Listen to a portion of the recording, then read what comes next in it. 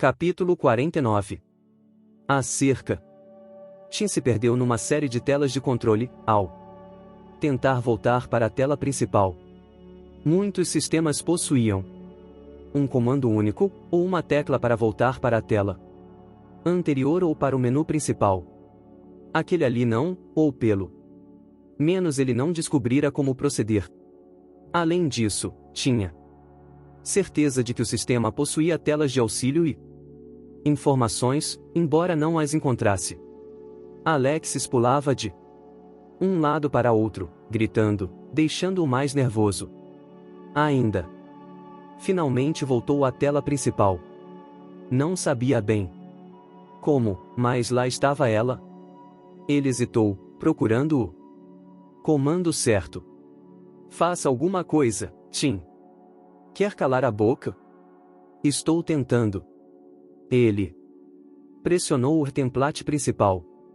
A tela se encheu de diagramas complicados, com quadros interligados e setas. Não adiantava nada. Ele tentou a interface comum. A tela mudou. O que é isso? Alexis disse. Por que não liga? Força de uma vez, Tim. Ele a ignorou. Talvez o auxílio estivesse em info. Tocou o quadro. Tim. Alexis exclamou, mas ele já havia solicitado buscar outra tela inútil. Tentou voltar.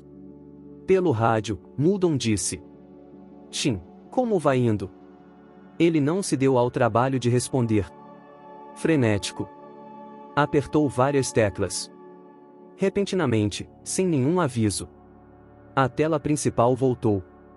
Ele estudou a tela elétrica principal e ativa a cerca. DNL talvez tivessem algo a ver com a tela, que ativassem o sistema principal de força. Percebeu que segurança é saúde. E fechaduras críticas poderiam ajudar. Ouviu o rugido dos raptores. Precisa escolher logo. Tentou a ativa cerca DNL, e gemeu quando viu. Ele não sabia fazer. Tentou parâmetros estándar. Parâmetros estándar. Cercas do Parque B4, C6 cercas. Externas C2, D2. Cercas zoológicas BB, 07 cercas. Animais R4, R4. Cercas alojamento F4, D4 cercas. Manut. I5, L6. Cercas principais C4, G7 sensores. Cercas D5, G4. Cercas utilitárias A, B5 cercas. Centrais ao CL. Integridade do circuito não testada.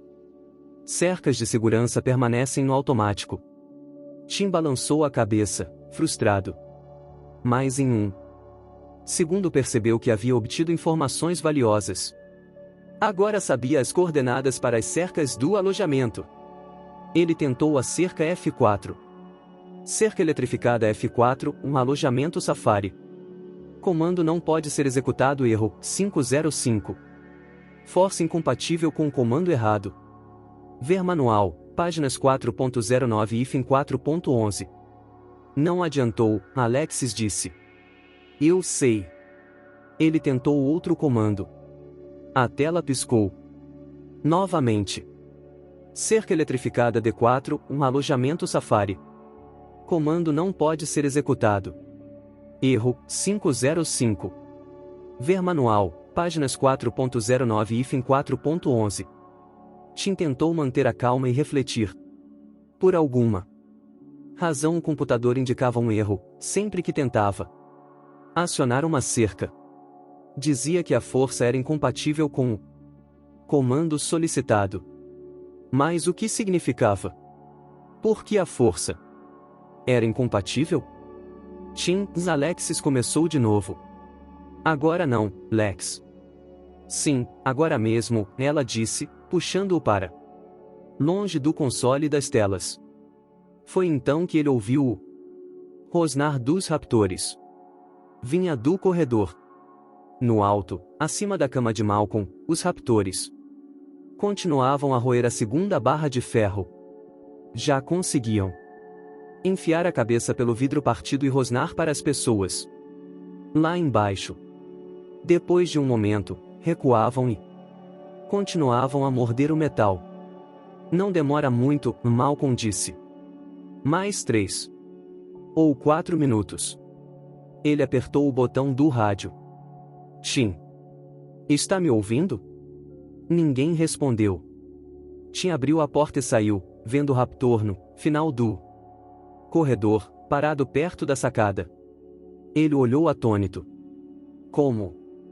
Conseguirá escapar da câmara frigorífica? Depois, enquanto olhava, um segundo raptor surgiu na sacada, e o menino entendeu tudo. O raptor não fugira da câmara. Viera de fora, pulando do chão até a sacada. Oh! Segundo raptor parou, silencioso, perfeitamente equilibrado. Não dava para acreditar. O animal pulara 3 metros, para cima. Mais de 3 metros. Tinha pernas incrivelmente fortes. Alex sussurrou. Você disse que eles não. Psiu. Tim tentava pensar em uma saída, mas só conseguia observar, num estado de terror deslumbrado, o raptor que pulava na sacada. Os animais olharam para o corredor por um momento e depois começaram a se mover em fila. Vinham em sua direção. Silenciosamente, Tim empurrou a porta, tentando voltar para a sala de controle. Mas a porta não se abriu. Empurrou com mais força. Estamos trancados aqui fora, Alex sussurrou. Olhe. Ela apontou para a ranhura do cartão de segurança que abria a porta. Uma luz vermelha brilhante indicava que voltará a operar. As portas de segurança haviam sido ativadas, de algum modo. Seu idiota, você trancou a gente do lado de fora. Tim olhou para o corredor. Viu diversas outras portas. Mas todas elas exibiam a luz vermelha brilhante. Significava que estavam trancadas também. Não tinham para onde ir. Então ele viu uma pessoa caída no final do corredor. Era um guarda morto. E havia um cartão magnético de segurança branco preso no cinto. Aquilo poderia salvá-los. Vamos logo, ele murmurou. Eles correram até o guarda. Tim pegou o cartão e voltou. Claro, os raptores os viram. Rosnaram e bloquearam o acesso da sala de controle. Começaram a se separar, abrindo um leque no corredor para cercar Tim e Alexis. As cabeças se moviam ritmicamente. Atacariam num instante. Tim tomou a única atitude possível. Usando o cartão, abriu a porta mais próxima no corredor e empurrou Alexis para dentro. Quando a porta começou a se fechar, lentamente atrás deles, os raptores atacaram. Capítulo 50. Alojamento. Ian Malcolm respirava como se cada vez fosse a última. Ele olhou os raptores com ar ausente. Arden tirou sua pressão sanguínea, franziu a testa, repetiu o procedimento. Eli se enrolou num cobertor, tremendo de frio. Muldon sentou-se no chão, apoiado na parede. Ramon olhava para cima, sem falar nada. Todos prestavam atenção ao rádio. O que aconteceu a Tim? Ramon perguntou. Ainda não respondeu? Não sei. Eles são horríveis, Malcolm disse. Pavorosos. Ramon balançou a cabeça. Quem poderia imaginar que tudo acabaria assim? Obviamente Malcolm imaginou, Eli resmungou. Não imaginei nada, Malcolm disse. Eu calculei tudo. Ramon suspirou. Chega desta conversa, por favor. Ele só fica dizendo eu avisei. Mas ninguém queria que terminasse. Ah, sim. Não se trata de querer ou não, Malcolm disse. De olhos fechados. Falava devagar, por efeito dos remédios. A questão é saber o que se pode fazer ou não.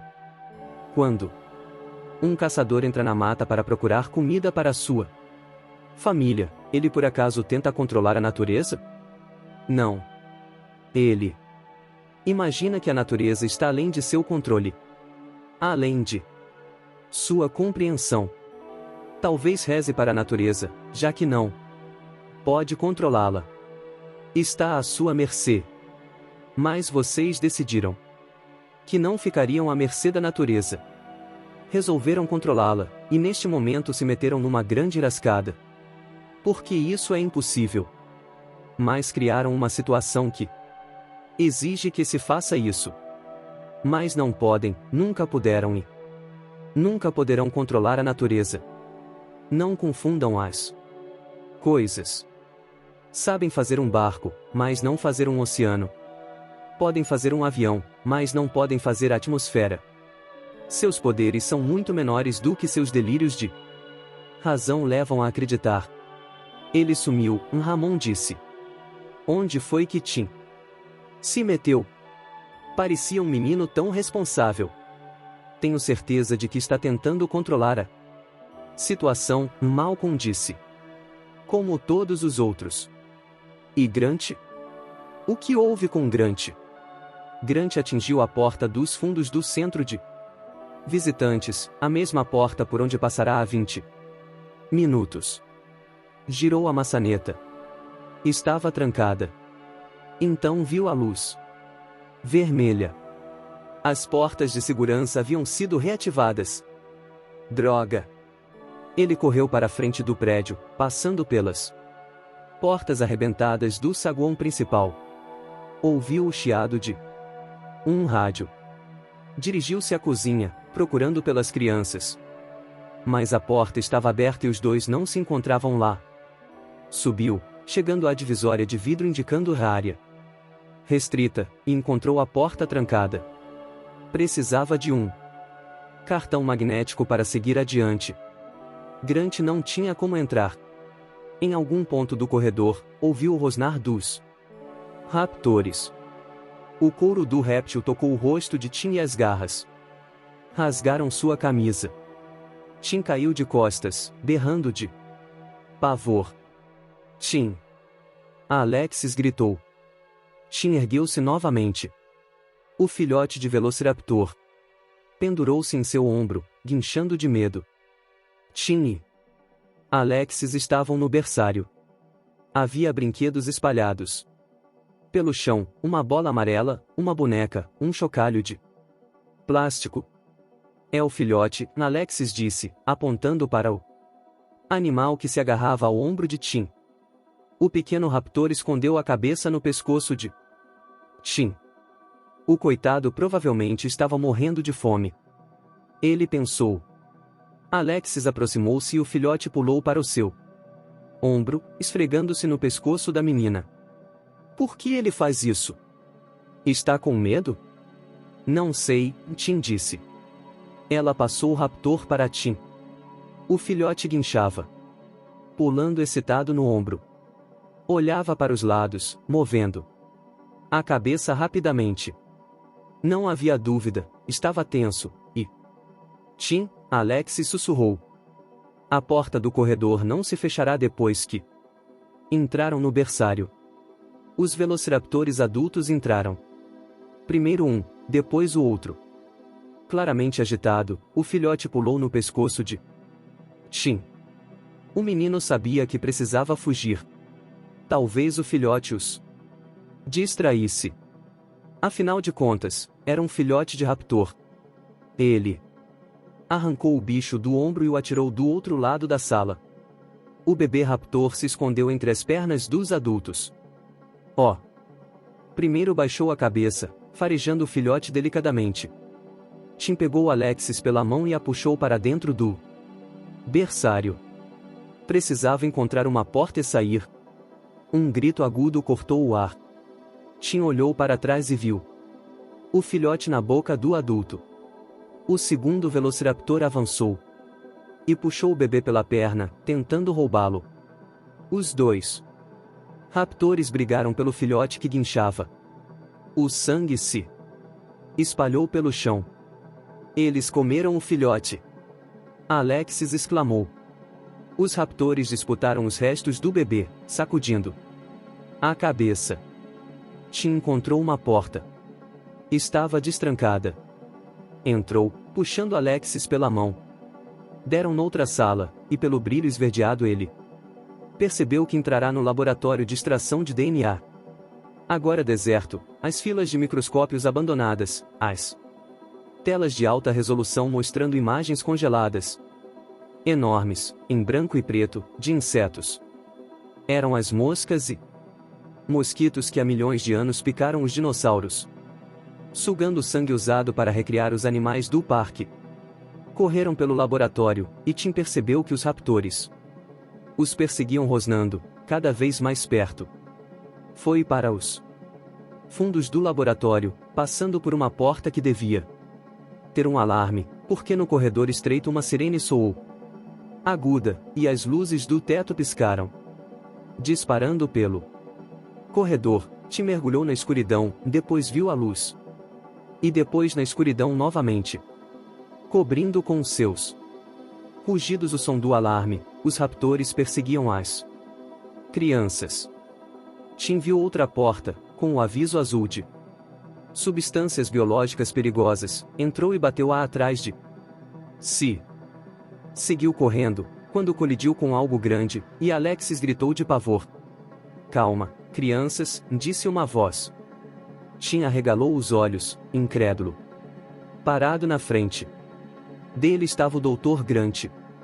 E a seu lado o Sr. Gennaro. Grant levou um minuto para se lembrar de que o guarda morto no corredor deveria ter um cartão magnético. Voltou para pegá-lo e entrou no corredor superior, que atravessou depressa. Orientou-se pelo som dos raptores e deu com eles no berçário, brigando. Calculou que as crianças estariam na outra sala, e correu para o laboratório de extração. E encontrou os garotos. Agora os raptores vinham atrás deles.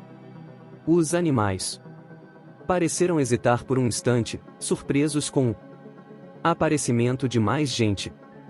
Grant empurrou as crianças para Gennaro. Leve-os para um local seguro. Mas por ali, Grant disse, indicando uma porta ao fundo.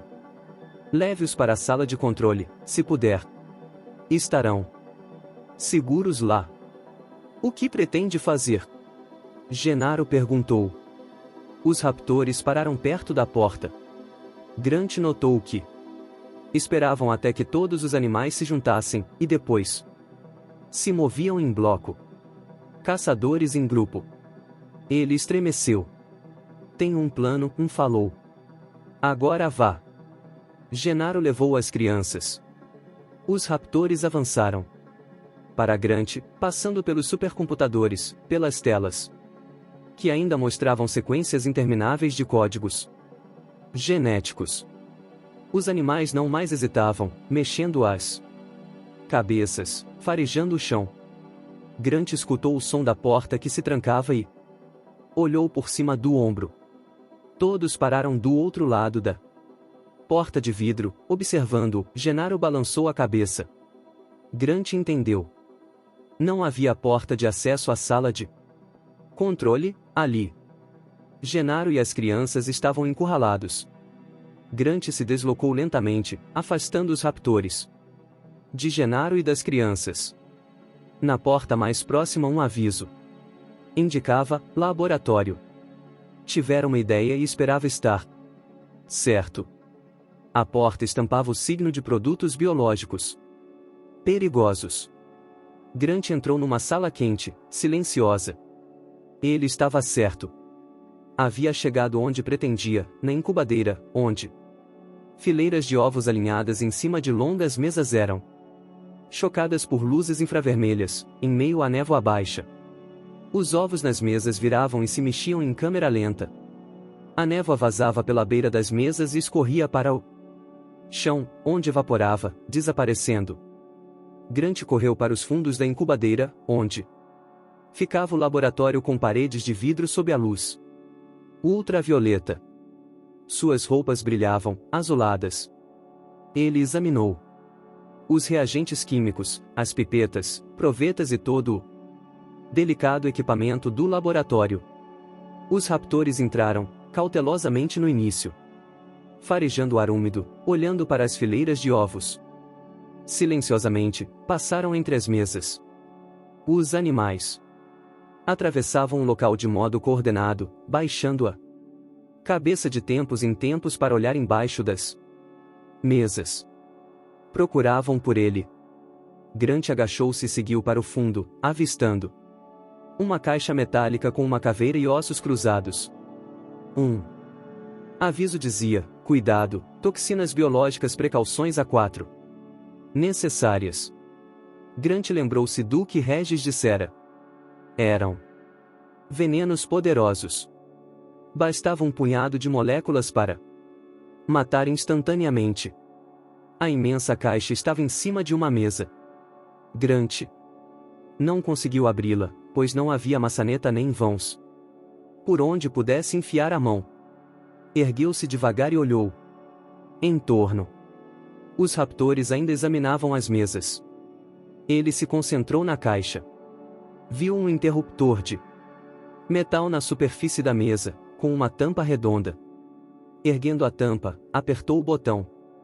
Com um silvo suave, a parte frontal da caixa se ergueu. Nas prateleiras havia garrafas marcadas com a caveira e os ossos cruzados. Leu os rótulos: CCK 55, tetra-alfa-secretina, Timoleven X 1612. Os líquidos brilhavam sob a luz ultravioleta. Em um prato de vidro, encontrou seringas pequenas, cada uma com uma pequena quantidade de líquido esverdeado. Agachado na escuridão, Grant esticou a mão para pegar o prato das seringas. As agulhas possuíam capas plásticas. Removeu a proteção de uma delas, puxando-a com os dentes. Olhou para a agulha. Fina. Então avançou na direção dos raptores. Devotara toda sua vida ao estudo dos dinossauros. Agora confirmaria seus conhecimentos. Velociraptores eram dinossauros carnívoros pequenos, como oviraptores e dromaeossauros. Acreditava-se que roubavam ovos, como alguns pássaros modernos atacavam ninhos de outros pássaros. Grant sempre achará que os velociraptores comeriam ovos se os encontrassem. Ele seguiu para a mesa mais próxima da incubadeira. Com cautela, retirou um dos ovos. Era quase do tamanho de uma bola de futebol, de cor creme, com pequenas pintas rosadas. Segurou o ovo e injetou o conteúdo da seriga através da casca. O ovo brilhou, azulado. Grant se abaixou de novo. Sob a mesa, podia ver as pernas dos raptores no meio da névoa que caía das bordas. Ele rolou o ovo pelo chão, na direção dos animais, que acompanharam o barulho sutil do ovo rolando com olhos atentos. E retomaram seu avanço. O ovo parou a vários metros de um dos raptores. Droga! Grant repetiu a tentativa.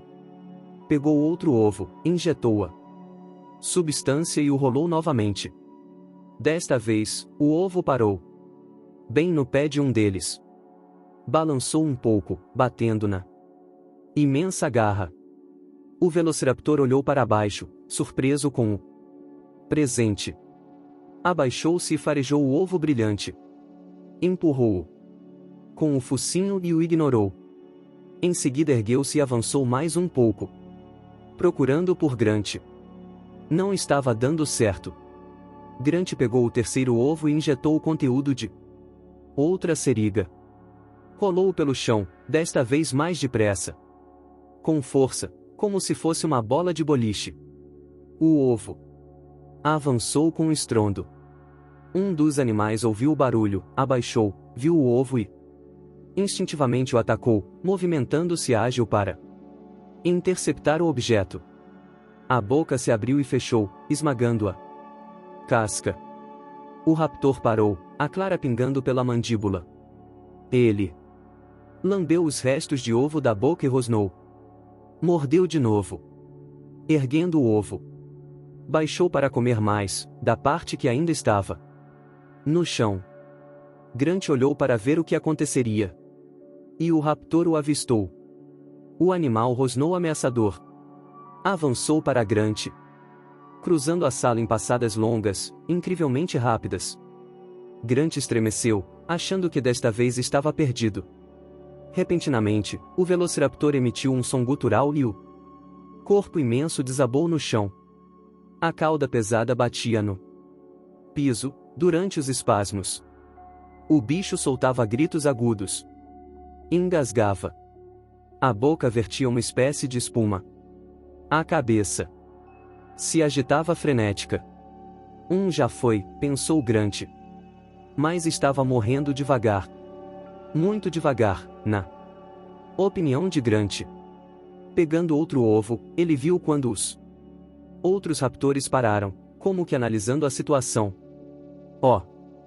Som do animal moribundo deixou-os assustados.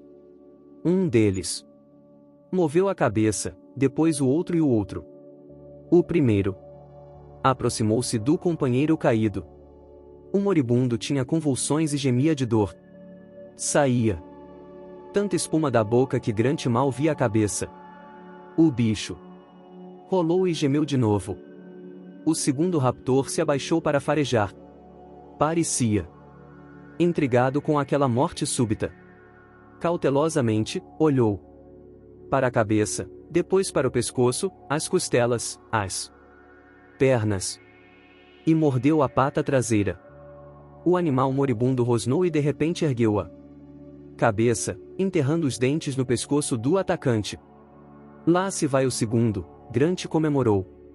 Mas o animal conseguiu se libertar.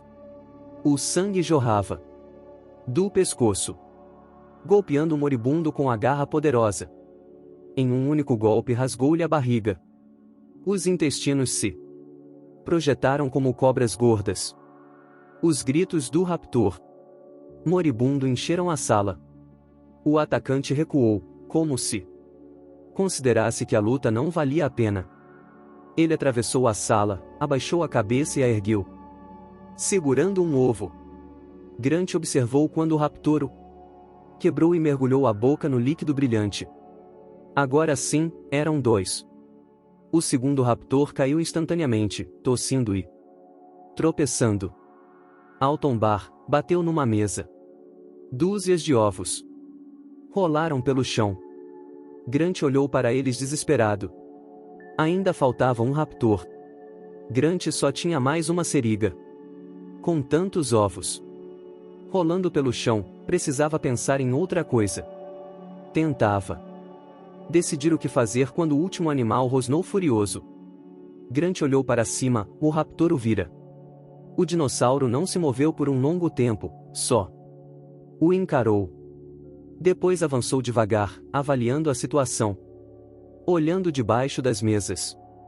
Atacava calculadamente, sem a rapidez que mostrava em bando. Não tirava os olhos de Grant, que procurou em torno. Não tinha onde se esconder. Nada a fazer. Grant tornou a fixar os olhos no raptor, deslocando-se lentamente para o lado. Tentava manter o máximo de mesas entre ele e o animal. Bem devagar, seguiu para a esquerda. O raptor avançou sob a luz avermelhada da incubadeira. Respirava em silvos breves, pelas narinas abertas. Grant sentiu que os ovos se quebravam sob seus pés, a gema grudando na sola do sapato. Agachou-se e sentiu o volume do rádio no bolso. O rádio. Ele o tirou do bolso e ligou. Alô? Grant falando. Alan. Eli respondeu. Preste atenção, Grant disse. Não pare de falar. Alan. É você? Fale sem parar, Grant pediu, e jogou o rádio para o outro lado da sala, distante do ponto onde se encontrava, na direção do raptor. Agachou-se atrás da perna da mesa e esperou. Alan, fale comigo, por favor. Depois um estalo, e o silêncio. O rádio ficou mudo. Oh! Raptor avançou, sibilante. O rádio continuou mudo. Por que ela não falava nada? Não entenderá. Na escuridão, o raptor se aproximava. Alan. A voz distante no rádio atraiu a atenção do animal, que parou. Farejou o ar, como se procurasse mais alguém. Alan, sou eu. Não sei se pode me ouvir. O raptor desviou os olhos de Grant e dirigiu-se para o rádio. Alan, por favor. Por que não jogará o rádio mais longe? O raptor ainda estava perto demais. A pata enorme pisou no chão, bem perto de Grant, que viu a pele rugosa, o brilho verde suave, as marcas de sangue na garra curva. Sentiu o cheiro forte do réptil. Alan, está me escutando? Alan. O raptor se abaixou, tocando o rádio com cautela. Dera as costas para Grant. A cauda imensa ficou bem acima de sua cabeça. Esticando a mão, ele enterrou a seringa na cauda e injetou o veneno. O Velociraptor virou e rosnou, saltando.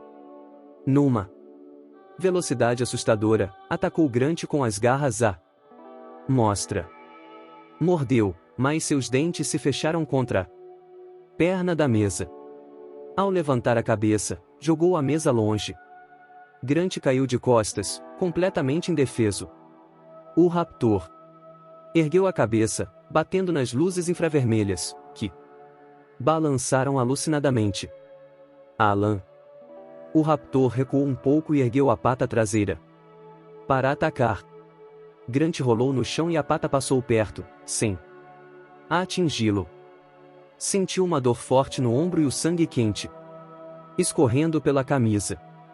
Rolou, esmagando os ovos, ferindo as mãos e o rosto. O raptor desferiu outro golpe, esmagando o rádio, que soltou faíscas. Rosnou de raiva e atacou de novo.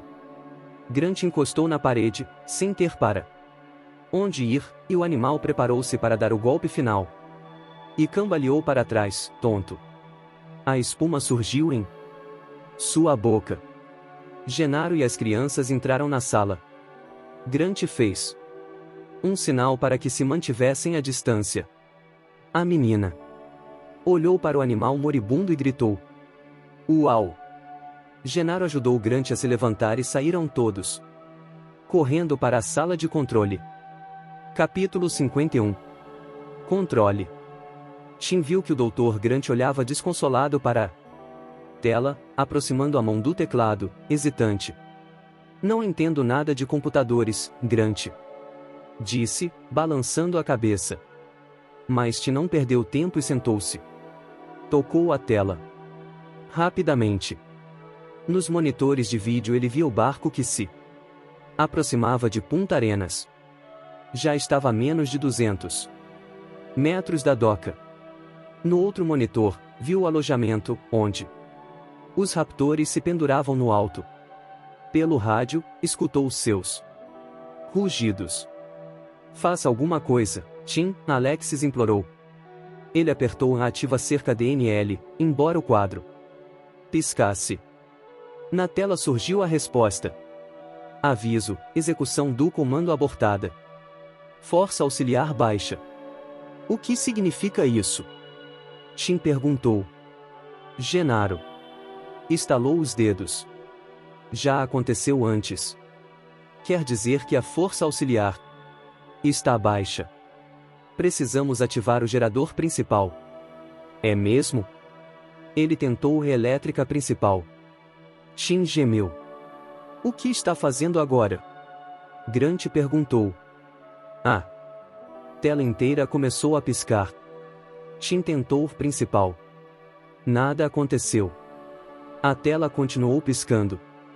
Tim experimentou o cerca principal P. Sentiu um frio no estômago de tanto medo. Força da cerca principal desativada.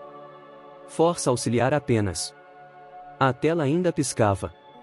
Ele tentou liga principal 1. Força principal ativada. Todas as luzes da sala de acenderam. As telas dos monitores pararam de piscar. Ei! Deu certo. Tim tocou o quadro a ativar cercas. Nada aconteceu. Por um momento. Ele olhou para os monitores de vídeo e depois para a tela principal.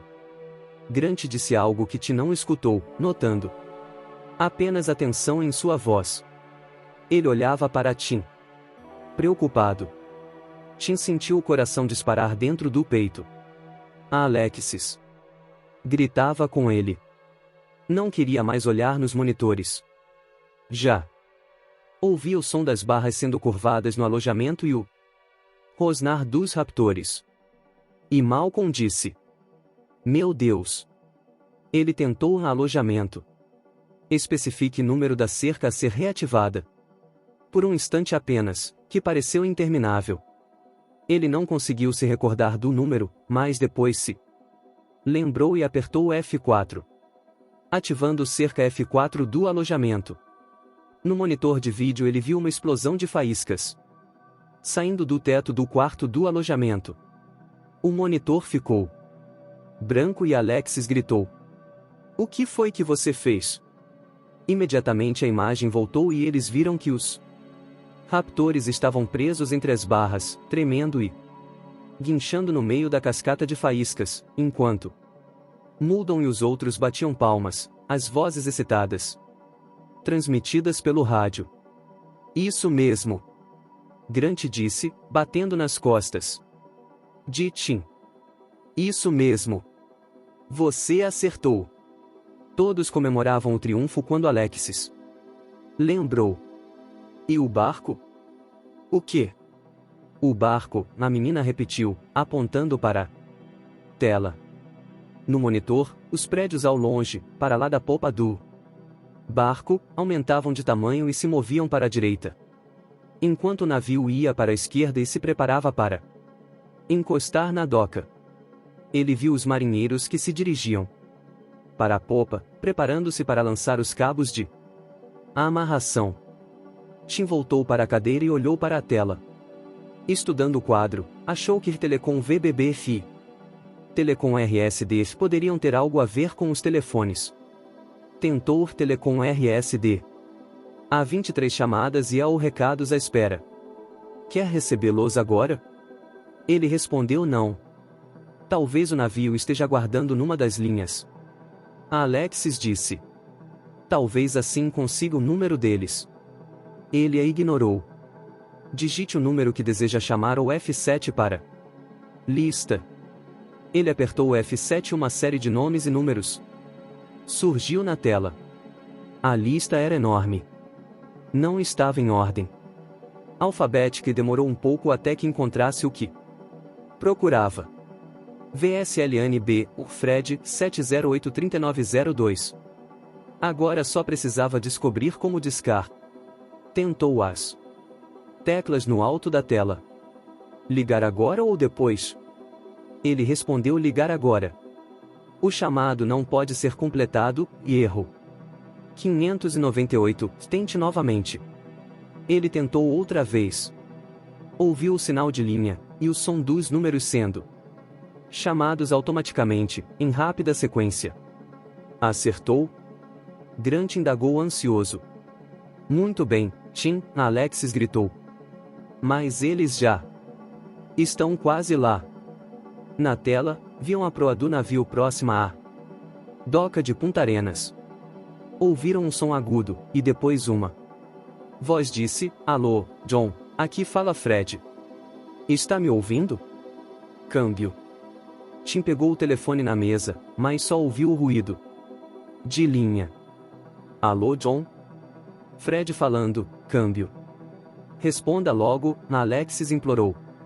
Todos começaram a pegar nos telefones, erguendo os aparelhos disponíveis, mas só ouviam o sinal de linha.